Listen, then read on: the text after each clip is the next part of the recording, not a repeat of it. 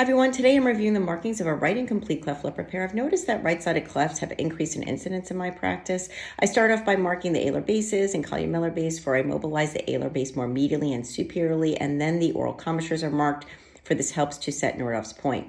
The red line is marked, which separates the wet and dry vermilion, and then I spend a lot of time marking the entirety of the white roll on both the medial and lateral lip elements. I first mark the vermilion cutaneous junction and then the superior portion of the white roll.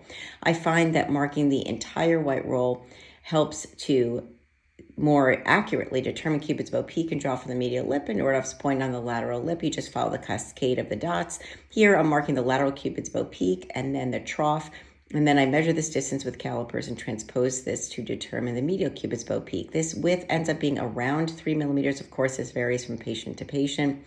And from the medial Cupid's bow peak, I draw the rotation flap, which is drawn gently. I make sure not to extend this beyond the opposite ventral column, and the curvature to this depends upon how much length and rotation I need to the medial lip. And extending from the medial Cupid's bow peak is the C flap, which I usually use for the nostril sill.